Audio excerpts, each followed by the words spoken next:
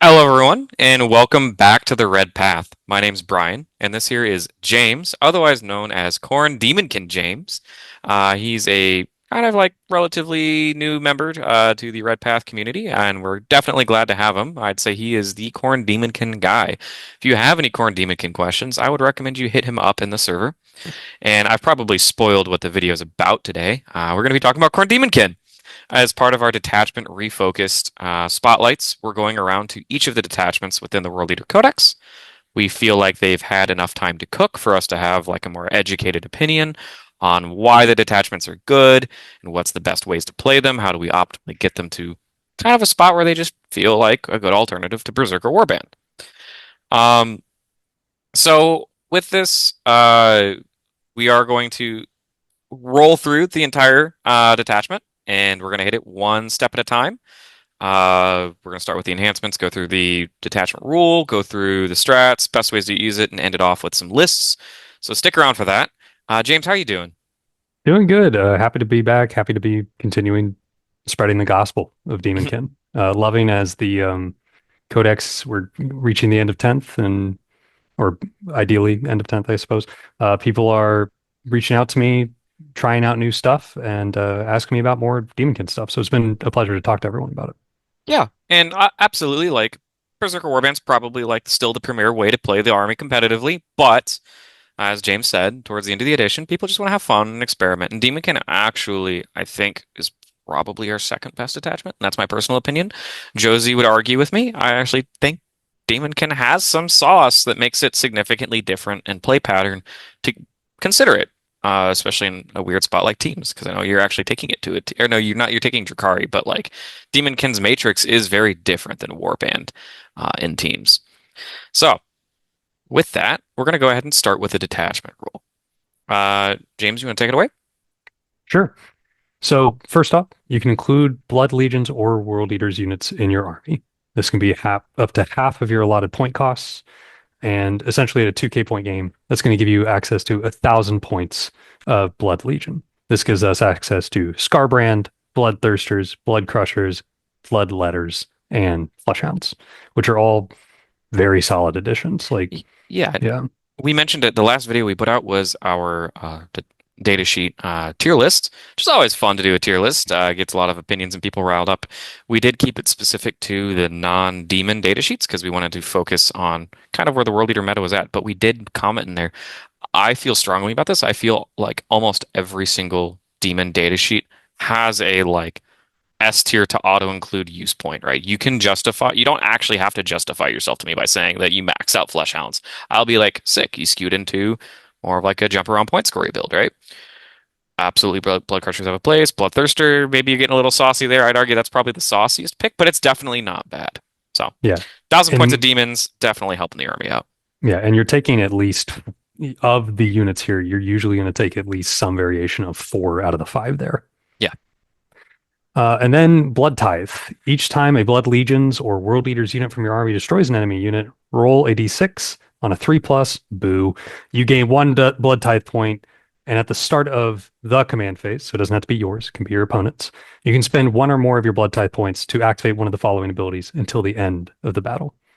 For 2 Blood Tithe points, your Blood Legions and World Eaters models, it's important because that is the one that is going to affect the entire army, not just the demons. You get a feel no pain of a 5-up against psychic attacks and mortal wounds.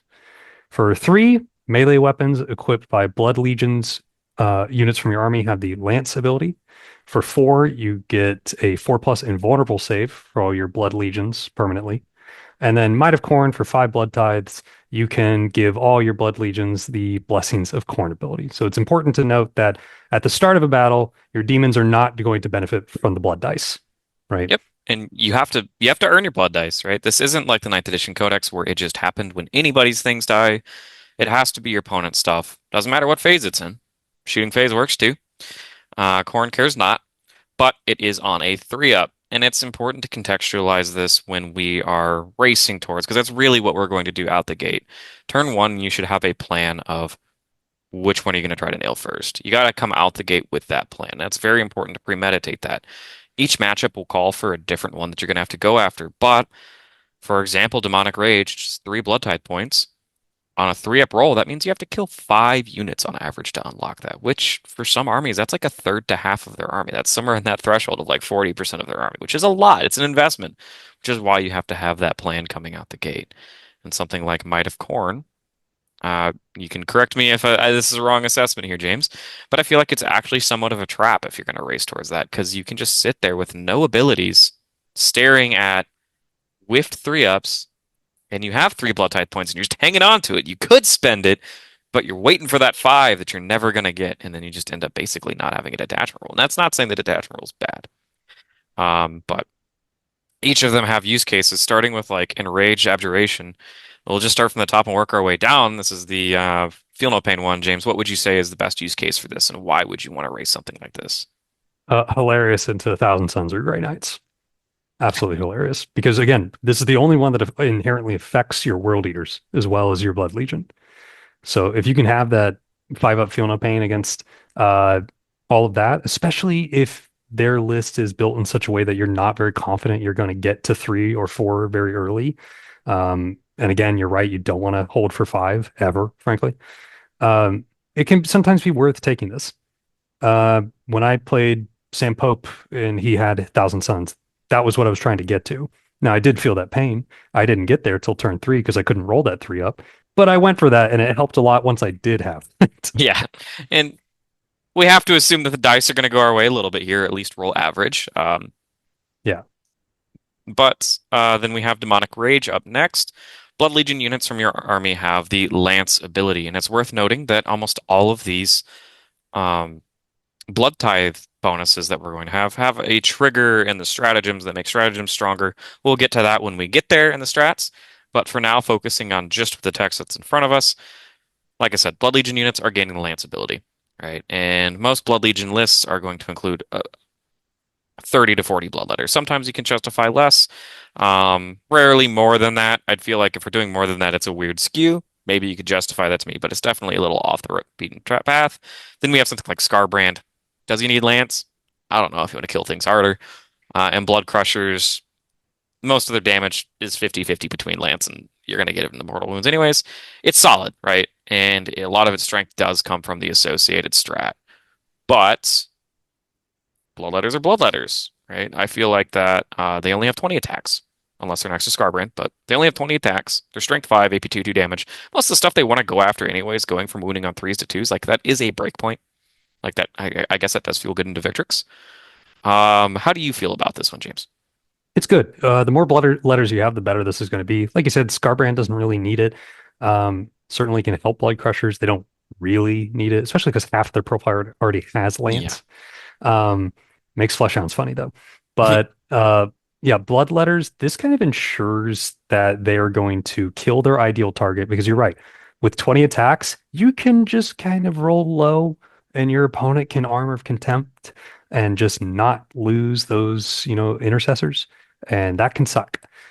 This kind of ensures that, especially because you're going to find that your blood letters are mostly going around trying to steal primaries quite often. And so you want to make sure you at least kill enough to auto see your opponent Right. there. So this is pretty important for lists that are going to include 30 plus blood letters to get. Yeah, and it's worth saying, like I said, you have to have that premeditated plan coming out the gate, right? If you're playing into something like a lot of breakpoints get unlocked by Bloodletters gaining Lance, right? Armigers go from being kind of annoying to kill to like Bloodletters could just scam an Armiger off the table, right? Pretty easily, right? But if Mhm. we're playing into something that's very uninteractive, that we're not going to be making contact with very reliably, right? And we know that our Bloodletters are going to be more on like the sticky on death game plan to get primary. Um, Spoiler alert, we do have a very powerful strat we're going to talk about. If you're going to be sacking your bloodletters for points and not really using them for combat, Lance loses kind of some of its potency. I think this is probably going to be one of the more common ways that you race towards because it's just objectively going to be good for your army in almost any situation. And it This is, is one of the two.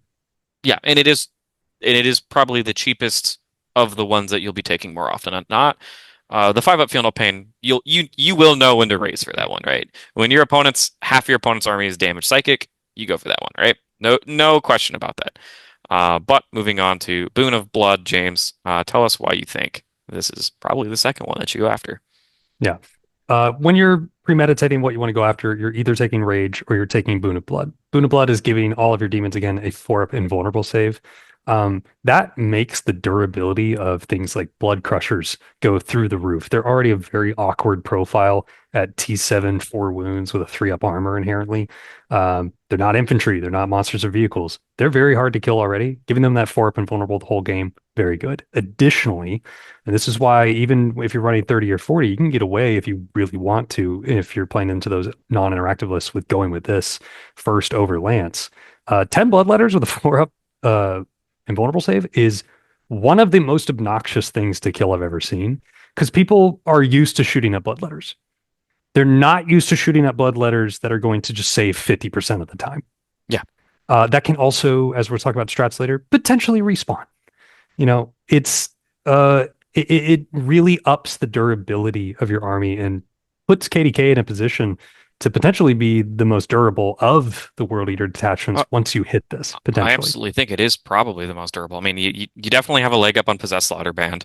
Warband has -1 damage, but you're still relying on armor saves, which this is already a leg up on top of that. So like there is a legitimate argument to the durability point you're making. T7, 4-up invuln, it's pretty annoying to deal with. And then lastly, we do have Might of Khorne. We will touch on this. Your Blood Legion units from your army gain Blessings of Khorne. If you are just flush on blood tithe points. If you are playing into Horde and your opponent jammed you turn one and you just found your way into 5 blood tithe points, this is the strongest. This is without a doubt the strongest one we have, right? Giving your entire army access to sustained hits, lethal hits, death wounds, sustained hits, right? Why not, right? Like, there's no reason why not to take it, but it is easy to fall into the trap of, ooh, I want this shiny, and you just sit there at 4 blood tithe points, hanging on, and you just keep rolling that one. So I would recommend that this one is the third or second ability you go for. Definitely not the first, unless it just falls in your lap, which again, you'll know if it falls in your lap. It quite literally will fall in your lap. You'll just gain 5 blood tithe points in the first turn. And there are ways to spike blood tithe points in this detachment, and we'll get into that. But for now, that is the detachment rule. We'll be moving on to the enhancements. First up, for our first enhancement, we have Icon of War at 25 points. World Leaders model only. While a friendly Blood Legions unit is within 6 of the bearer, that unit has the Blessings of Khorne ability. If Might of Khorne is active, which, like I said, a lot of these Blood Tithe abilities will power up other things.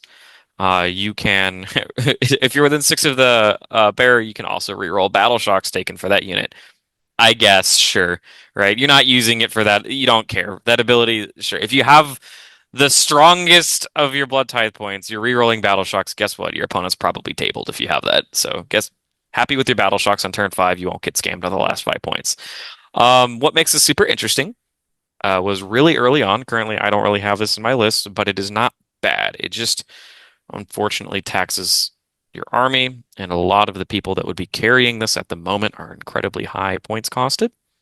For better or for worse, that's just the fact right now.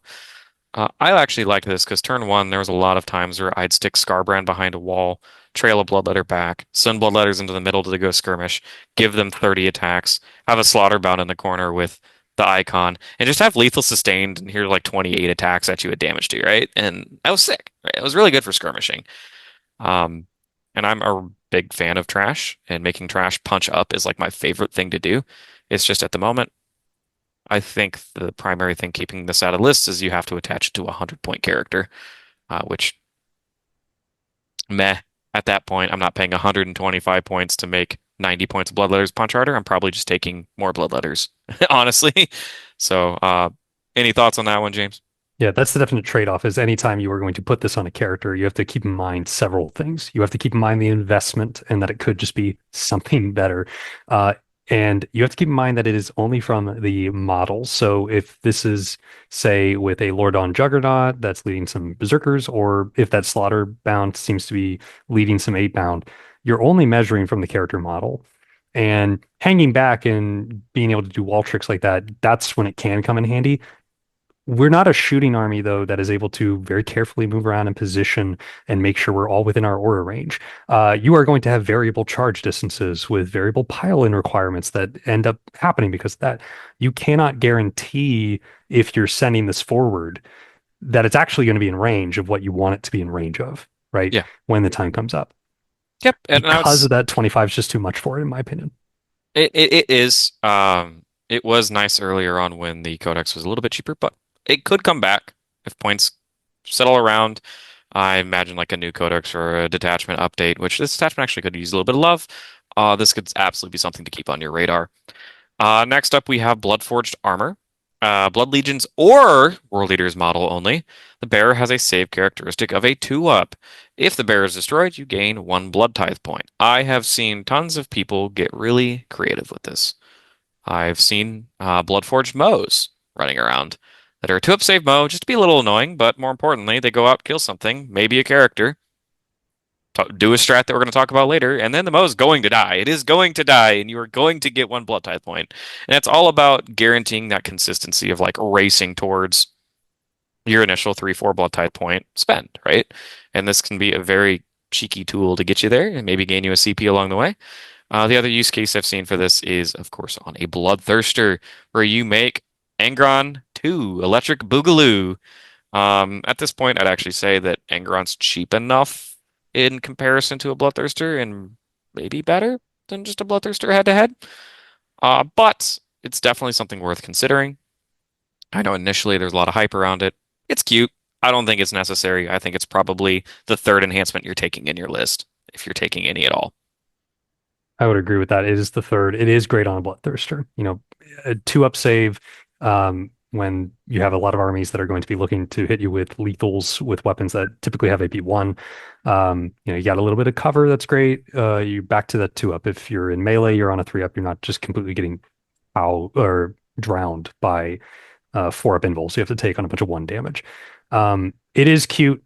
I used to run this on a slaughter bound when he was lower points when I was testing out demon princes, so he could just hang out by the demon prince and just Yep. give him lone up, and I wasn't so worried about indirect killing him at that point. Um, Again, though, it's probably third because on a Mo, that implies you're taking an 80-point model uh, to be a kill. And that is cute, and you can't get a blood tithe, and things could work out in your favor. You could go snipe a character, or he could be on the middle, and your opponent draws assassinate and overwhelming. Right? Is that worth 1 blood tithe point, Probably or would not. you have rather had 5 more flesh hounds? Probably not. But it is creative. I'll give Yeah, it that. Bloodthirster is probably we're going to see it more commonly on some. People have beautifully painted Bloodthirsters out there. If you want to play your Bloodthirster, it absolutely is not a bad thing to do, and this is probably the best way to play it. All right, James, I can't steal this one from you. This is the bread and butter of the detachment, honestly. I've been having so much fun playing Nightmare Hunt because of I actually really like this design space that GW's been in recently, where they're allowing unorthodox builds for, hey, let's let this unit lead this unit that it had no business leading. Take us away with Disciple of Khorne. yeah, sure thing. 15 points, Lord on Juggernaut model only. During the declare battle formation step, the bearer can be attached to a Blood Crushers or Flesh Hounds unit. While leading one of these units, the bearer has the deep strike ability, and it has Blood Legion's faction keyword instead of the World Eaters faction keyword. However, it is worth noting that per FAQ, the Lord on Juggernaut does give whatever unit he's with the Blessings of Khorne. Yes, this is very important. This is it has been FAQ'd this way, and in fact, the World Leaders versus Blood Legion keyword swap doesn't even take that away. Blessings of Khorne is an ability that is on the datasheet and that is transferred to the unit. It's actually physically up in the top right corner of the datasheet that nobody ever looks up there because it's not worth usually looking up there. It's kind of like nonsense up there. It's right next to where you'd have like your feel no pain and stuff. But yeah, one of the biggest complaints is why would you play 1,000 points of demons if they don't get your army rule? Well, actually. It's more like 1,500 points of your army gets your army rule, and the other 500 is Scarbrand and Bloodletters. So it actually works out just fine. Scarbrand, trust me, does not need sustained hits to kill stuff. Um, yeah, This gives you access to one of the most versatile units in our codex, in my opinion. yeah. There's It, so many cool things you yeah, can do with this unit. I mean, we can actually just take this time to break this unit down, right? This is an excellent time to just talk about the Lord on Juggernaut +6. Uh, First, we'll start with the Lord on Juggernaut. People traditionally look at him and say 20 Berserkers. Mwah. It's going to move 10 inches. It's going to advance and charge so hard. It's going to have a 3-inch engagement range. It's going to be great. It can go through walls. Well, the go through walls part is more of like a convenience thing for the 20 Berserkers. It's just like to help the movement. But for 6 Dead Blood Crushers, that's not a convenience thing. That's a threat. That is a threat for your opponent to deal with. Right? You can rapid ingress these dudes behind a wall, and your opponent just has to know that like pain is coming for them. Straight through a wall. yeah. Um, Especially when they get +1 to charge because they're banner. yep. They're able to do it during the movement and the charge phase. Very important. You can't do it when you're piling in or consolidating. So keep that in mind. But when you're taking all that into account, potentially benefiting from 6-inch pile in and consolidate, because you get the blood dice, doing charge mortals, and once you engage with something, you got a 3-inch engagement range, which you're already on mounted bases. So getting base to base, so base to base is easy enough as is. Mhm. Um, Makes them really problematic to kind of avoid. And the fact that they can go through walls is huge, especially if you're playing on GW terrain. For our GW terrain viewers, is that sometimes people are going to inch from the wall you, and that's going to suck. And with these giant oval bases, it's really easy to get spaced out. But if you get one dude within combat range and the rest of them wrapped around that wall, the whole squad is punching through the wall. It's great. I love it when people think they're safe around a Juggernaut Lord because they're hiding behind a wall. And this squad moves fast. It hits very hard, and it solves a lot of problems currently in this meta, and maybe in future metas, because I think it's like the only variation of this wording of the rule where it's impact mortal wounds key off of, first of all, whenever you make contact with somebody in a charge, for every model in your unit, you roll a die. On a 4-up, you take D3 mortal wounds. This is huge because it's not like JPI or Harken or any of the other mortal impact mortal wound dudes where they actually care about where your models are within engagement range. This unit is really awkward to get everybody within. I think Crude Rampagers also do it, but not like this. So if you tell them with one dude, you can use it and just say, hey, here's 12 mortal wounds. And there's so many cool things you can do with just kicking that, like basically just kicking the door in for your opponent, right? If there's an annoying tank that you need to kill, you can probably count on this squad to kill a Redemptor. It's not going to kill it with the mortal wounds. You shouldn't count on that, but you should count on it doing like 8-ish mortal wounds and then finishing it off with the melee, right? Or you can blast an elf squad off the table that is at 6 wounds and then pile into something else, kill something else, and then consolidate to something else, right? It just adds to the chaos that pile and consolidate 6 can like rip a game open, right?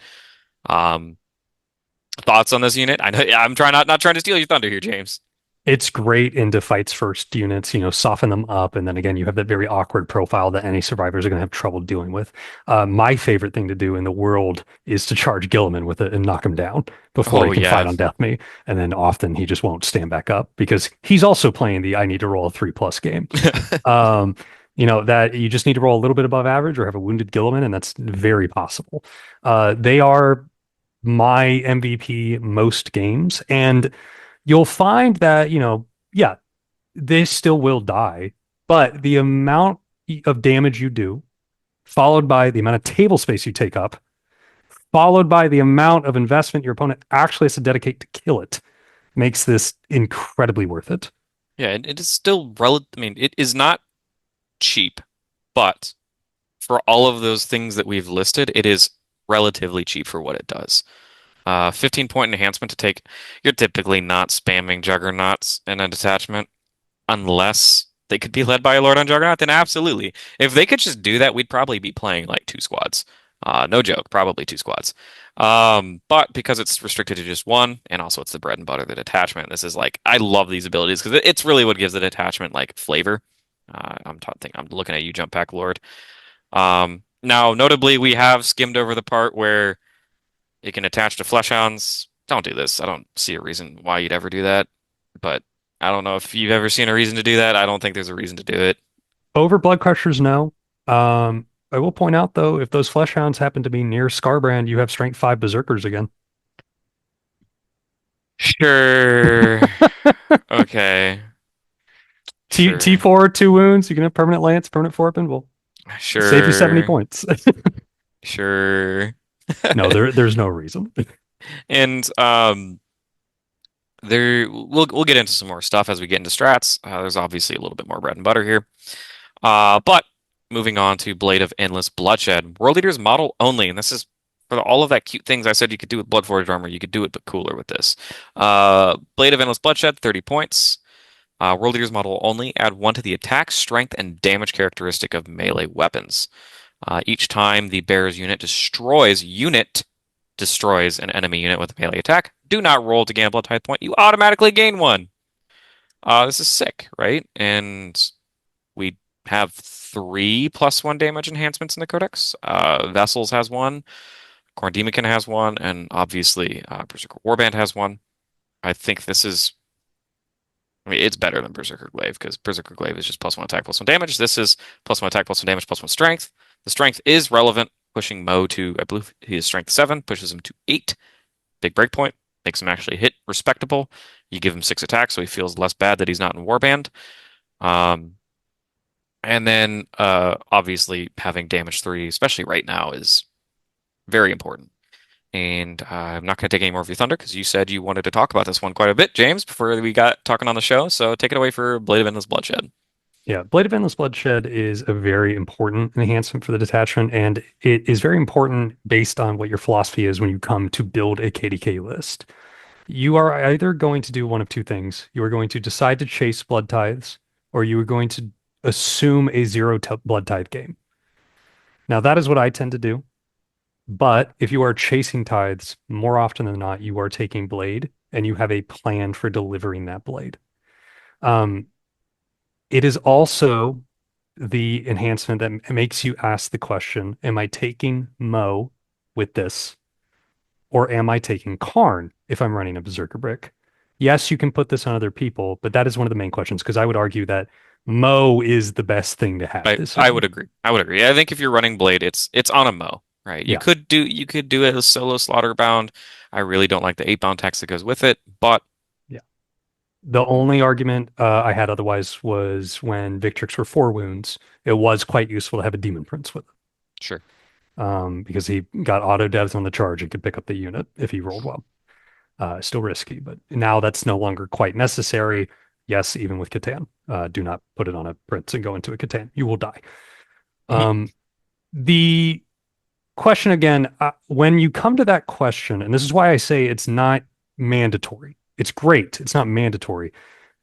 KDK is kind of a question between that chase or a chase for consistency. Karn tends to give a Berserker unit a bit more consistency, whereas Blade Mo gives you just a consistency in the tithes, but it still is a consistency that depends on opportunity.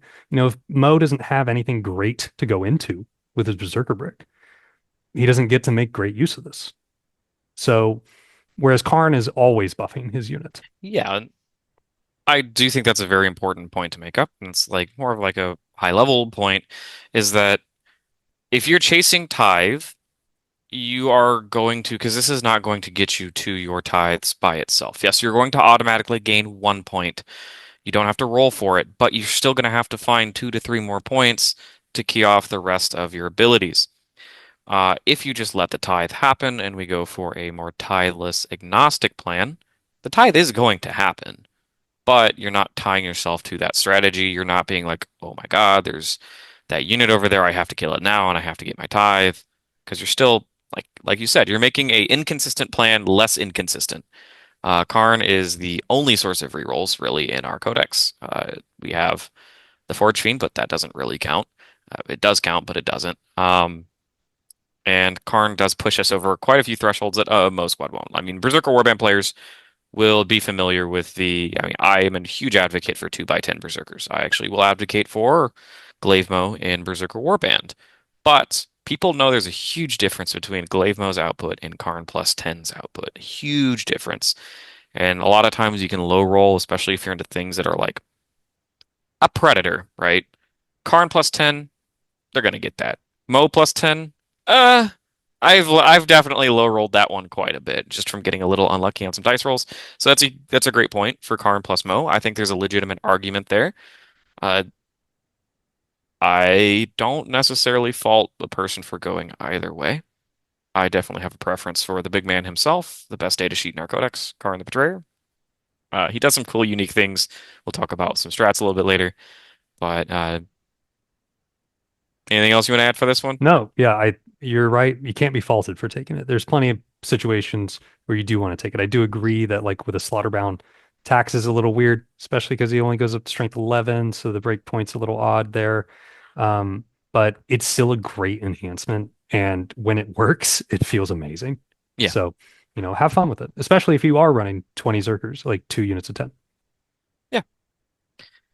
So next up, which is actually kind of a meaty one to just get straight into, we have Summoned by Slaughter. We're gonna get into our stratagems now, guys. At any phase, when the last model in a unit is destroyed, before removing it from play, if that unit is a transport, any units when that transport must disembark first. This recently got added by an FAQ because Warhammer players can't be trusted to interpret rules fairly. But we're not going to deep dive into that one. One bloodletter unit from your army from reserves is what you're going to target with the strat. Set your unit up anywhere on the battlefield, wholly within 9 of that destroyed model, and more than 6 horizontally away from all enemy units. If anybody has the codex, this is going to sound different because it is different because this strat used to be probably the best strat in the game. It used to not have that restriction. It now has the 6-inch restriction. And then remove the destroyed models, the last destroyed model from play. Key thing here, keys off the last destroyed model. To use this strat correctly, you have to have your opponent tell you where they are allocating their saves to, down to the last model, because that's what we're going to be using for putting the bloodletters on the table. Also, importantly, you should probably talk to the judge beforehand. We definitely have a preference for how this should be ruled. Um, some people will say that that last model restricts your placement of bloodletters, saying that you have to measure the 6 inches away from that last model. Check with your TO. That is more often than not ruled the other way, that you don't have to. GW events will rule it that you don't have to, but it is important you check with your TO beforehand. Um, there's a lot to unpack with the strat. We had a whole video that got oopsied errated because the strategy got completely reworked. But in addition to the Juggernaut Lord, this strat is why we play this detachment, in my opinion. So I've talked. James, take it away. Yeah, this strat is definitely something to build a list around. And another quick caveat on it, there was a rule when the codex was released that stated that essentially that bloodletters that were spawned in the charge phase were not able to charge. If they were a result of a crusher stampede or tank shock, because the rule was that they had to be eligible by starting on the table at the start of the Yeah, charge yeah, phase. That has since been eroded. If you're curious, current time recording, page 8, core rules updates document. If they're spawned that way now, they are eligible to charge. Have fun with it. Really makes you able to flex around if your Forge Fiend doesn't quite kill a unit. yeah. But this is a great stratagem. It is a little tricky to use properly. It is also one of the reasons why we are one of the more CP hungry detachments. Yes, absolutely. Because you're using this twice a game, guaranteed. And I would argue you are probably using one, if not two, rapid ingresses each game. So when I'm looking at a list and I'm making a battle plan, I look at the 6 CP that I'm going to naturally get turns 1 through 3. 4 of that is already spoken for, 2 of Yep. which because of this, but it's worth it. Um, it allows you to have significantly more primary play because you don't have sticky on death, but you are able to be like, okay, I lost a unit, boom, I sticky Yep. reactively down. With bloodletters, it also lets you catapult your unit and kind of mess with your opponent's screens. Because if you have enough in deep strike, your opponent's going to be doing 9-inch screens, but they're not going to be doing 6-inch screens on their 9-inch screeners. Yeah. So it's actually great to be like, hey, there is a unit exposed. I'm going to kill it, and then I'm going to have a 6 up to a 5 because of banner charge onto your home objective. This is also why you will find that I recommend putting a Fortune in reserve in KDK because you don't need to do it. But KDK has the most opportunistic reason to do it, is to see that exposed unit and instantly be able to have a Forge Fiend there to make use of this. Yeah, Yeah. absolutely. And as James mentioned, there's a whole boatload of plays that you can have here. Your opponent, turn one, thinks they screened themselves from a potential Khorne charge out of a Rhino. You pop a Forge Fiend out, blast those 10 Poxwalkers off the table, Bloodletters drop down, maybe behind the Poxwalkers, and declare a charge into their expansion objective, and you've denied their scoring. For me, this strat is looking at denying space on the table and either scoring points or denying points, right? This is your way to basically your Forge Fiends are shooting Bloodletters, is what this is. And it is a functional form of sticky on death. If Spawn die, Fleshhounds die, hell, even I was going to talk about it, wait to talk about it, Karn dies. He dies the first time, drop some Bloodletters behind him. He's got backup, stands back up. The next turn's going to hurt for your opponent in that area of the table, right? So there's a lot of cool things you can do with the strat.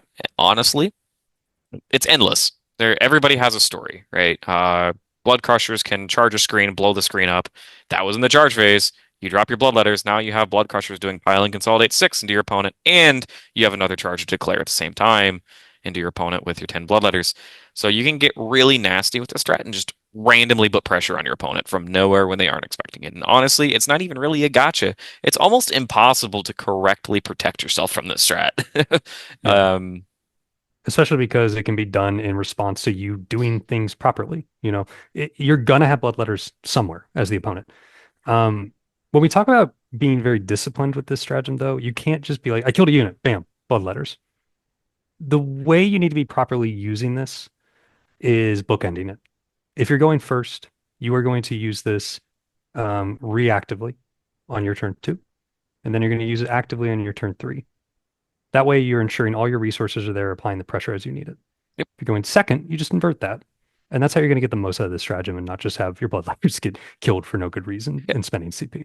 And it is worth noting that your bloodletters, you're going to put some amount of them in reserves, probably 2 units. Some you could argue a third. Bloodletters are dirt cheap. Like they are dirt cheap in the World Leaders Codex. They're 90 points for just 10 little dudes. And that's about the points cost I would use for Hydra Air Denial Cleanse. Here they are.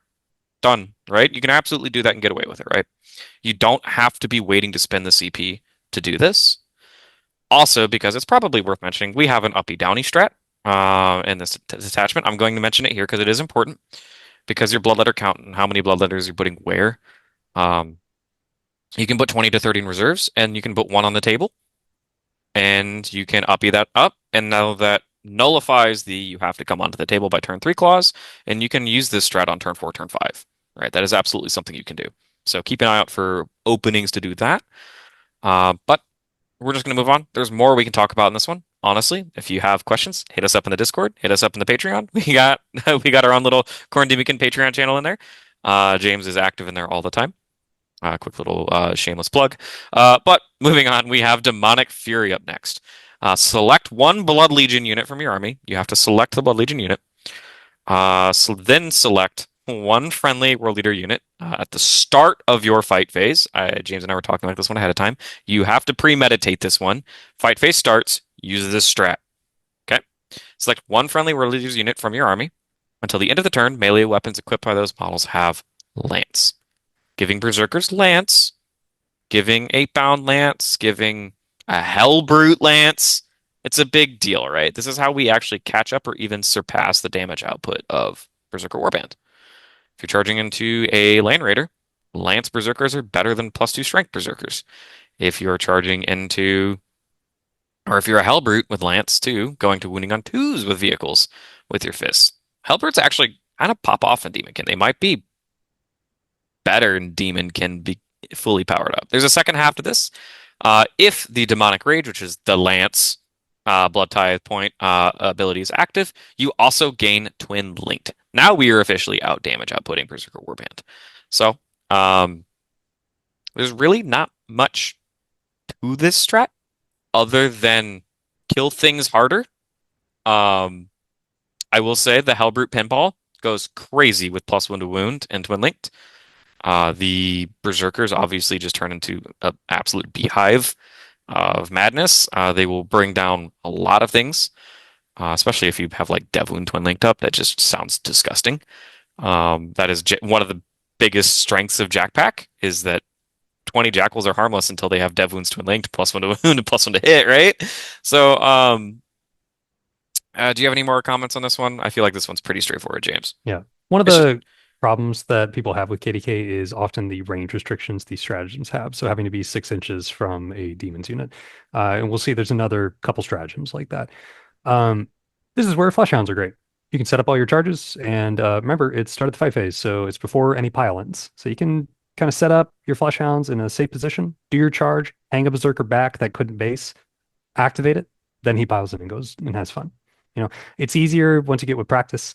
Um, this is a good strat, even if you don't have the twin linked. Like you said, Lance is great on berserkers. Lance is great on most units. That's what Gore Track is making use of. Um, Often you'll get that twin linked buff once Khorne has done one death at least. And it turns him into just like a little solo menace that'll yeah, tear down a armature, you know. It's a lot of fun, and when you can get the twin linked off on a berserker break, you feel like you can kill God. Like it's it's awesome. pretty insane, yeah. And for a brief moment, I was considering running a 20 man just so this track would feel any better. I will caution though, this is not one of the mandatory strats that James listed earlier when he was saying you need to factor this in your head as part of your CP economy. As he said, he had like 2 extra CP to play around with in the first 2 to 3 turns. If you're using this strat multiple times, it is going to hurt the overall game plan of the detachment.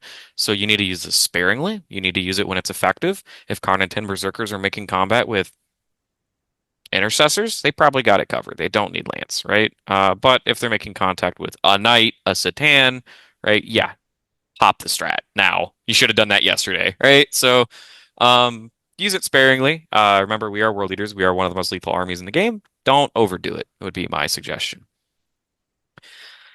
Now, we were talking about the Blade of Endless Bloodshed. Here's a good combo to go with it. We have 1 CP, a Worthy Skull, in the fight phase just after a Blood Legions or World Leader unit and your army has fought and killed a character or monster unit.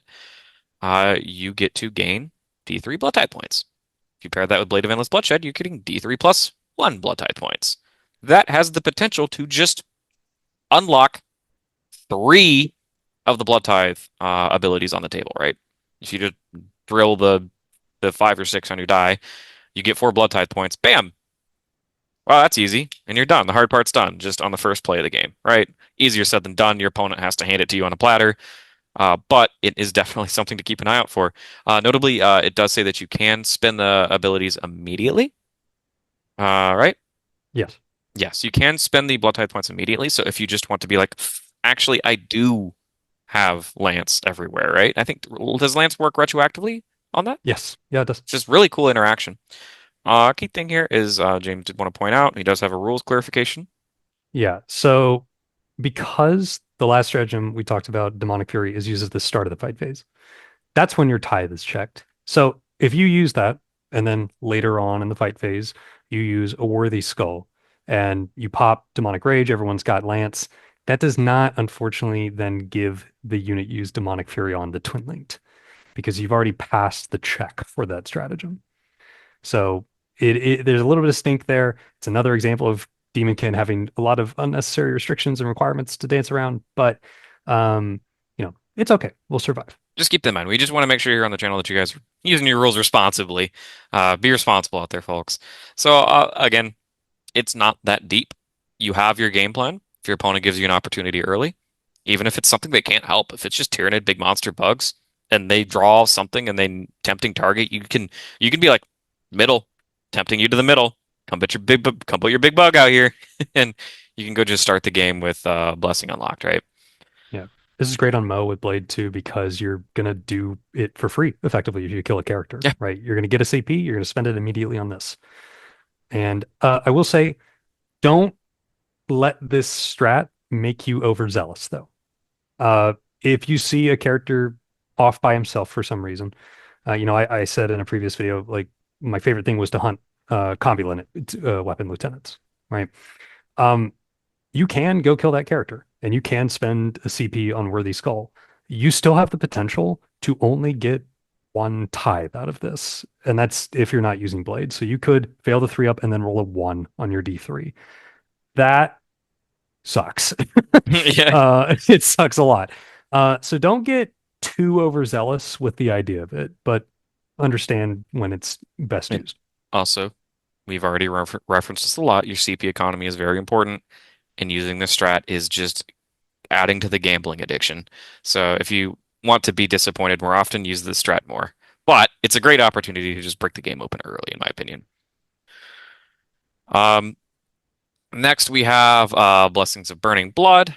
This is one that sometimes you use. I feel like this is one of the ones I use the least. During your opponent's shooting or fight phase, just after an enemy unit has selected the target of its attacks. One Blood Legions unit that is within 6 of a friendly World Eaters unit that was selected as the target of the attacks. You gain a 5-up invuln if you have Boon of Blood active, which is the psychic one. That's the 4-up invuln one, correct? Yeah, Then you gain a 4-up invuln on your World Eater models, right? This is just like if you have it and your opponent's hitting you with AP4 on your KBs and they're for some reason still alive, usually they find a way to die pretty quickly in my games. You just can scam some durability in there. It's like our jump through hoops AOC if you want to think about it like that. Like that's yeah. what I just think about. It lasts longer than AOC. It does last longer than AOC. That is true, but you have to Yeah, jump through some hoops to get there. yeah. Obviously, opportunistically use this one. If it happens, it happens is my advice. It's great in concept. Very rarely is ever going to come up. And very Correct. rarely, even rarer, it comes up when you do have Boone active, frankly. But do Um, you want the Rhino to have a 4-up invuln though? Isn't that cool? it can help I sometimes, mean, yes. I feel like that's like a turn 5. They drew bring it down to win the game, and you're like, ah, and you slam it, and the Vindicator's shooting at you or Rep X, and you're just like, I need this. Please, please, please. Yeah, because you can use this on Forge Fiends. You're not limited to just using it on your infantry, you know. Yeah. You can do it on any World Leaders model. Very important also with strats like this, it's targeting the Blood Legion unit. So if that World Leader unit, for some reason, this is true with the Lance strat as well, is battle shocked, they can still be affected. That is funny. Yeah, I did not think about that. yeah. Um, It is best used in an overload situation when your opponent already has too much to deal with, and then you go, okay, I'm going to make it even harder. And that's when you have like 3 units, 2 of which are probably demons, pushing in your opponent. And then, hey, surprise, the World Eaters are also demon saves, yeah. right? But that's a rarity. So, Next up, we have Demon Tide, which I think is probably the one that you'll use second least, but when you use it, it has major impacts in the game. I feel like this is one that can be overused, but when you do use it correctly, can swing a game. Select one World Eaters unit in your army. Now we're going backwards the other direction. Um, then select a Blood Legions unit within 6 of that World Leaders unit. One destroyed mounted model, or D3 destroyed beast models, or D6 destroyed infantry models are returned to the battlefield with full wounds remaining. We have a really cool interaction to talk about. James is the one who actually showed me it, so take it away.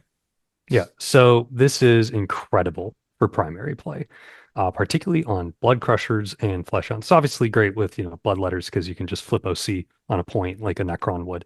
But with Blood Crushers and Flesh Hounds, they have very, oval bases. Flesh Hounds have that very strange long one. Blood Crushers are just massive as they are. And what you can do is often have a setup where you put one model on your expansion or somewhere in the middle, particularly if you're playing hidden supplies. And then the rest of the unit is able to trail off out of line of sight. They'll shoot, kill one, hopefully not the whole unit. Um, if it's the crushers, they're probably not going to kill the whole unit. Right. And then as long as you've got like a spawn, a forge fiend near them, your next command phase, you spend a CP, you put that model right back, and then you score your primary. It is a cool way to scam primary. Like turn 1, a lot of people will not have the resources to, and this is like another form of sticky on death, where you can stick this on your expansion, reveal one model on the circle, assuming it's one of those missions where there's a lot of GW missions where you just have to stand in the open, but you can usually hide some models behind a wall. It's just not going to be on the objective. You go stick that one dude out there, he dies, you pull him in your command phase, you go, ah, he's back, psych, and congrats. I will spend a CP to score 5 points all day. All day. I don't care what my game plan is getting messed up. I will spend a CP to score 5 points all day. It's a Uh, real good one. Yeah. It is Eh, a real good one. There is merit to D6 bloodletters coming back, like if you're trying to scam flip a point, or if you're trying to just it's late game and you're both running out of stuff and you just need those attacks. And drilling that six is probably one of the best feelings ever. But mainly, I think you're using this on Blood Crushers, which we're going to get into lists in a second. But I think even if you're not playing the Khorne or the Disciple of Khorne, Blood Crushers are an auto include, at least as one, not a six man. I think one three man is just so you can use that unit in this fashion that we've described to guarantee turn one scoring to start building a diff on your opponent. Gives you a lot of versatility in terms of their movement as well, either on the 3 or the 6, because when that unit comes back, it can, as long as it's in coherency, you are suddenly giving yourself 6 inches of extra movement, particularly if you're on that 6 brick. If you pull one from the rear and then you put it out in front, two Yes. inches away, that's a lot of potential movement you are gaining. And this can work on the 3 bricks as well, holding on to primary, because often there's that situation where they're just kind of towing a corner. And then you, in your command phase, very brazenly just put them on, score the primary, Yeah. run off, and go tie something up. And it's like two, I think the Blood Crusher base is about 2.5 inches long. So you can just About, yeah. pay a CP and gain 4.5 inches of movement, essentially. And your opponent's like, oh, I have a 10-inch charge pre-measured. And you're like, ooh, actually, I've knocked that down to a six and I'm plus one to charge, right? And then Yeah. they're like, oh no, suddenly you're getting somewhere you shouldn't be. Which is what you want to be looking for with the strat. Obviously, you're going to be using it to scam some primary and also to steal some movement. And it's one Uh, of the few strats that can be free CP'd by a Demon Prince because it targets a World Eater if you yes, happen to have one in your list. yes, we have what two? I think it's two World Leader strats, right? We have this is one of them, and Worthy Skull. then Worthy Skull. Yeah. So next up we have Murder Call. This is our uppy downy.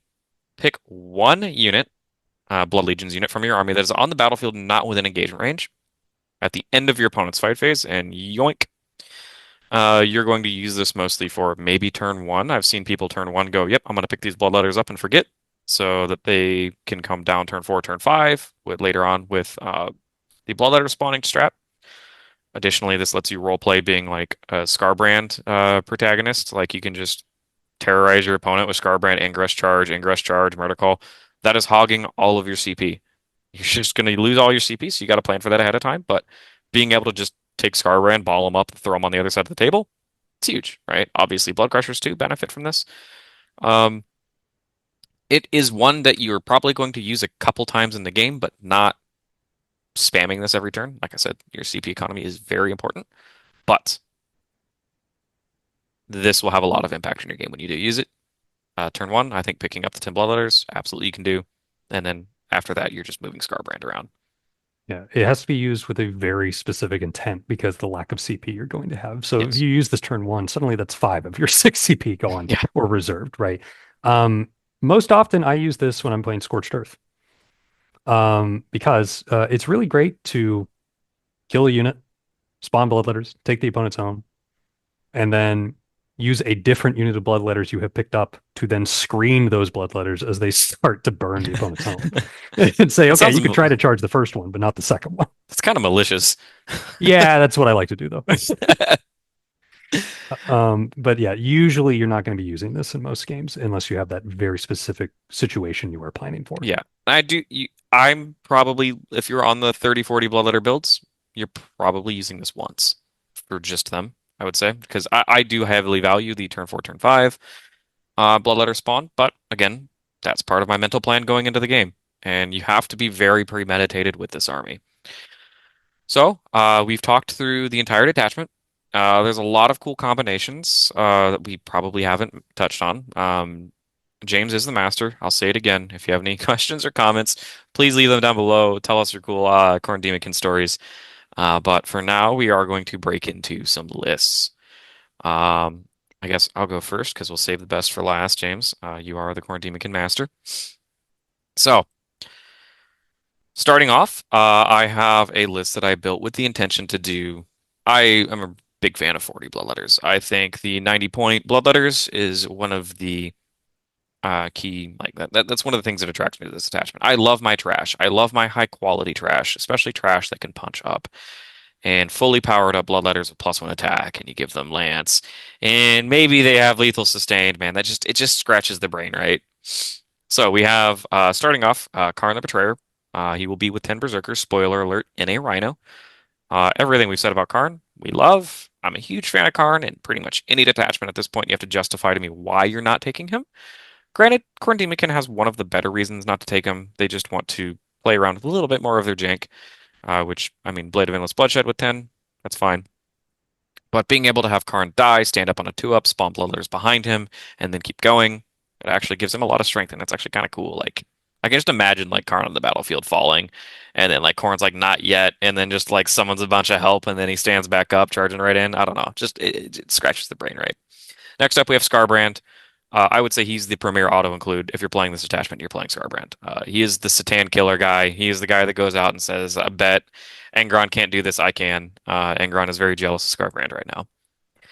After that, we have 4 by 10 Bloodletters, then the 1 by 10 Berserkers I mentioned, and the Rhino. I have the 1 by 3 Blood Crushers to do exactly what we talked about doing with the initial scam trait. I'm not committing to the full Juggernaut break here. That's not me saying that it's bad. I actually personally am a fan, but I'm just saving that thunder for James. After that, we have 2 squads of Chaos Spawn. Chaos Spawn, they are weird. Warband, they are insane. But I think in almost every single one of the other detachments, they are still necessary. We lost a lot of speed going from Index to Codex. And in Codex, Spawn were one of the ways like the pacifiers say it's okay that we lost our speed. We can send them out and stage up second, right?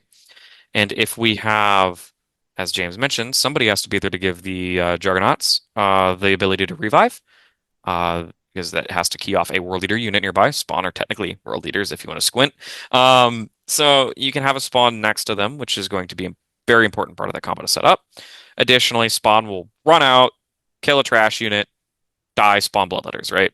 So a key thing that we were talking about before this is that Spawn will run to like the middle objective, and if your opponent kills them in shooting, and if they only reveal one shooting asset, you get to score the middle, right? And if you have 2 CP and they shot your expansion objective where you have your Juggernaut, you just scored a 15, right? Just out of nowhere. So your opponent has to be on the ball with that. And if they're revealing 2 units, you don't have to spend the CP. You're just like, gee, thanks. I'm gonna get you now with Karn. Thanks for revealing 2 things for him to charge, right? So they're really good at forcing those really awkward trades early. Then rounding out the rest of the list, we have 2 squads of Fleshhounds. Fleshhounds, uppy, downy. It's huge. Just you'll know when to use them. They're going to be there to, like James said, the cool tech is that you can drop 9 inches away, declare a charge with Berserkers, trail 1 back. Mathematically, if you pile in 3 and be in base-to-base contact, you're going to be within ideally 9 of a. Well, it's not mathematically, it's close to it. Usually, you can try to angle it. Maybe if you have 1 Berserker out, getting the Twin Link's worth it. But it's pretty easy to like math your way into almost having a guaranteed buff for Twin Linked on your Berserkers by just trailing a Berserker back. With Fleshhounds, they'll be good for scoring. And then moving on, we have 2 Forge Fiends. Auto takes, I think, for Khorne Daemonkin. They enable the most powerful strat they have, which is the Bloodletter spawn. Your opponent has to respect them, and Khorne Daemonkin's actually better at playing the trade game than a lot of the other detachments, so you don't have to use the Forge Fiends as aggressively. They're just kind of like that nice little tool to enable the detachment to focus or to function. And then finally, we have our trash package. We can never go wrong with a squad of Jackals, and y'all are going to yell at me for this. I have a Halberd in the list. To round the list off, ton of activations. We have 16 activations in here. I already talked about why the Halberd is good with Demonic Fury. Again, you need Blood Legions nearby to key off that, which is why this list has a lot of demon trash. So there's my list. I think it has a lot of the synergies going on in it. We have none of the enhancements, but honestly, I think you can get away enhancementless with this detachment. It's certainly not me saying that the enhancements are bad. Obviously, we just did a whole spiel on why we think the Juggernaut Lord is insanely good. So, James, any thoughts? Yeah, this is a great example of like one of the ways you can really make the most out of these bloodletters and all this trash. Bloodletters with lands again punches up really well. which was something we really needed back when Death Guard were incredibly prevalent because of all their T9 vehicles, right? When you play with 40 letters, honestly, when you play with 30 plus, you have the freedom to start pulling your opponent in all these awkward directions with their limited activations that they really don't want to be doing because you still have Khorne and Skarbrand and these Forge Fiends and Crushers kind of imposing themselves on the primary. They need to be going forward, and you're just causing them mayhem the entire time. Yeah. I also want to touch on, yes, Forge Fiends are mandatory for another reason. Forge Fiends already make opponents in singles respect you with their range power because if you don't have them, they're just going to park their range things in the open. You have free overwatches, then they're just going to set up for shooting. They'll respect you even more knowing that, oh crap, I can't even expose normal units because then I'm in trouble because bloodletters are spawning. So when you have a list like that that's able to make the most out of all of that trash punching up, um, it really can be um, quite satisfying and a real mental load on your opponent that's going to make Yes. them make a ton of mistakes. And Khorne Demonkin, I think, is probably it is the best attachment at just being like, you made a movement mistake, I'm in. There's stuff where it shouldn't be. You're in danger, right? And yes, I'm a little light on the kill bricks. Usually in Warband, I want to hover around 3 to 4, like get in there, kill that unit. But by going as wide with the trash as possible, you're making a lot of space for Skarbrand to just go pick stuff off, right? If your opponent's all bunched up together and you do decide to jam them, right? There's going to be a lot of stuff everywhere, a lot of stuff tied up, stuff movement blocked, stuff just with like bloodletters holding onto the treads of a tank, spawn holding onto the treads of a tank. They can't get angles on Skarbrand, right? So that's actually giving Skarbrand a little bit more room to activate. He's going to activate a little bit more in this style of list, right? Um, and being so trash heavy, like I said, you're going to be punching up, trading up. Eventually, you're going to just peel away all of your opponents, like just outer layer, and all they're going to have is that nice, good stuff inside. Hopefully, by that point, your blood type points are spent or built up. Karn's died. He's flipped back up. He's got the homies behind him. Skarbrand rolls his advance and charge, and you just pull out the two forward streams for that like coup de grace right at the end. The damage output can get nuts this detachment. It can be overwhelming how much stuff you can throw at your opponent. Yeah. And to touch a bit on what you said about Spawn, you're 100% right. Spawn are very awkward. I was very down on them for a while in KDK. But the fact of the matter is that everybody else knows what Spawn do in Warband. They're going to be afraid of your Spawn. And sometimes, depending on your reserve strategy, again, this is a very premeditated detachment, depending on how much you're putting in the sky, those Spawn are just having them on the table is enough for your opponent to not run at you with everything they have and create some space. And if you don't just overcommit them, them plus two flesh hounds doing secondaries in the back, plus a third of blood crushers, uh, not only does Skarbrand have room, but the rest of your army has room to just score while you tie up the opponent closer Yep, to their deployment zone. yep, absolutely. And make sure you tell them that Spawn moved 24 inches in charge before the game. It does a lot of psychological damage. Um, so, take us through your list, James. Yeah, so my list is making use of the World Leaders Lord on Juggernaut with Disciple of Khorne. Yep. This has become a unit I'm not leaving home without. He's got his six-man crushers with him, and they are just my MVP every time, which I'll get more into in a minute. We've got Khorne and his Berserker Brick with his Rhino. We have Skarbrand. We have only two units of Bloodletters. Um, I know. Look, they've raised the Juglord by 15 points. It hurt my I'm heart. just the trash connoisseur. I can't cut my I'm the trash. trash man. I Um, throw a trash u- all over the ring. one unit of Jackals, two units of Fleshhounds, two units of Spawn, two units of Forge Fiends, and a unit of Goremongers, which is a recent inclusion. I think three units of Fleshhounds is great, and I have been running that. But I think with Transcendent Satan running around, you need a unit of Goremongers in there just to make sure he doesn't land on your expansion objective early. It's pretty Um, important. yeah, pretty important. If you can keep them off that, you can kind of buy yourself some time. Um, this list again has a lot of potential swaps. You can swap around Spawn if you're not convinced by us for a Blade Mo, and then you can attach him to the Zerks and run Karn solo if you want. Again, you can make that Goremonger swap. You could even swap for a third unit of letters for a Spawn if you wanted. I've gone down to two because again, I tend to be using the stratagem only two times a game. And I would prefer to be at three, but with all the point increases, knowing how much damage I get with these three separate hammer units, that being the Blood Crushers, Scarbrand, and Khorne, and not wanting to sacrifice those two units of spawn that I have found after a lot of testing to be kind of necessary for that anti-pressure play, I went down to two, and it has been working out.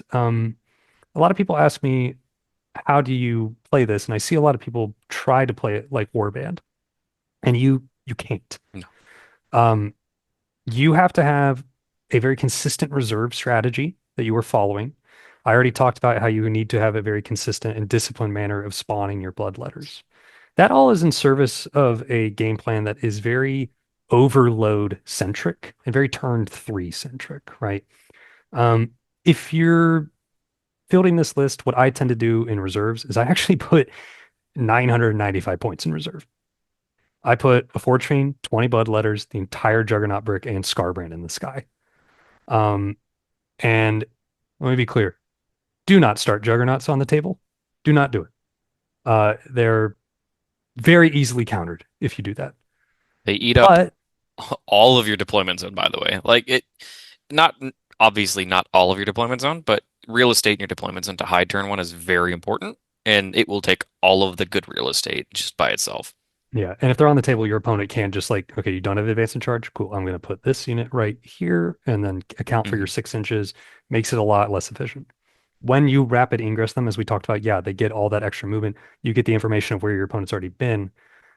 This also helps you in sort of the skirmishing game.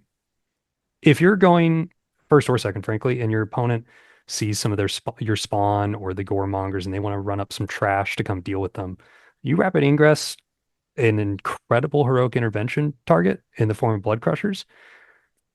That's a big risk if they want to go clear that. That's going to save you primary because they're not going to do it.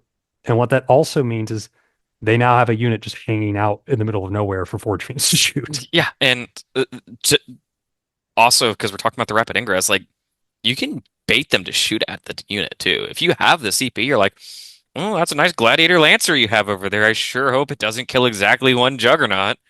Thanks for the 4 inches, and then you just like cackle running off into the sunset. Send them See ya. forward. It is, I've done that a lot. It's a lot of fun. Or they'll like throw a grenade at them, something like that.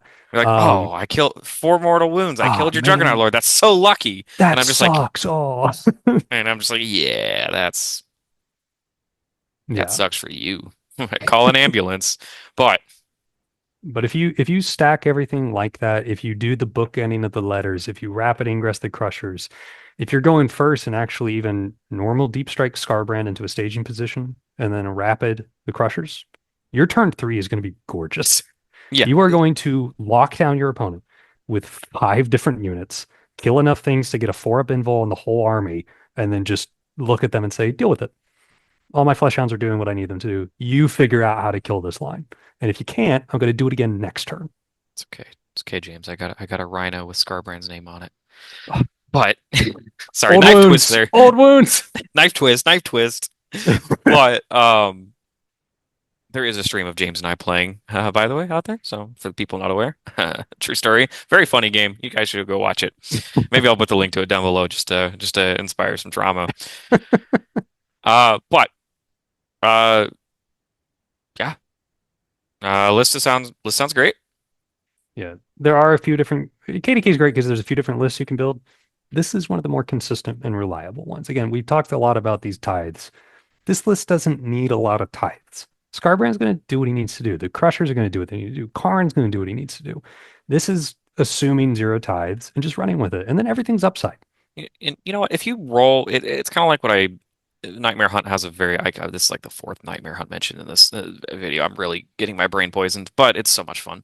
Nightmare Hunt also has like if you're battle shocked, I unlock all of these other cool things. Well, you still got to battle shock them, and sometimes they just don't. Same thing with this detachment. But I went into a GT with the understanding that I may not battle shock anything, and I built a list that was as redundant as I could that didn't rely on it, right? And ultimately, that build will get you more consistent results. If you walk into a game assuming that you're going to get one buff, and any more than that you should be lucky for, you're going to enjoy the detachment more, and your game plan is going to be more successful more often, right? Obviously, Absolutely. you can just be a gamer and only roll your 3-ups, but not all of us can be like that. Um, so, we're pretty much going to wrap it up here, guys. We've been talking for a little bit. I've had a lot of fun. I know Khorne Daemonkin was one of the detachments I had my eye on coming into the Codex. Certainly, I hope it sticks around coming into the 11th edition Codex. I would be really shocked if they took it away. I think this is probably one of the better of the Demon plus Marine variants out there. We're seeing the Thousand Suns one right now because birds are cranked as a data sheet, not because of the detachments. So Yeah, we'll it's a see. problem. We'll see if Khorne Daemonkin takes off a little bit here. Hoping that the next couple slates give it some love, but it is certainly not bad. And if you're looking for an alternative way to play the army, there's actually a perfect box that GW just dropped. It has everything you need to kind of get into it. Um, check us out. If you like, subscribe, all that stuff. Discord, we have our Patreon. We have a channel in there. James is talking constantly about Khorne Demon. Can hit up either of us. If you hit me up, I'll give you my best opinion and probably still ping James to come talk, either in the channel or not. And please consider our Patreon. We're actually looking at doing a Khorne Demonkin workshop in there, where you guys can have your own questions and we can bring up cool little text that we didn't mention in here. Not that we're not hiding anything. It's just there's a lot to cover with Khorne Demonkin. It has a lot of cool, good jank in it. James, you got anything else you want to say? Uh, the letter to GW, let Invocatus lead Crushers, you cowards. Please, please, That's please, all. please, please. They're so close. They're so close. So close. Just do So it. close. Just do it. I don't But yeah, know if that would. Nah, yeah, no, that would be good enough for me. But yeah. with that, we'll close it up. Thanks for coming on, James. I really appreciate it, and you're definitely going to see more of them. So stay healthy, stay safe, and kill, maim, burn.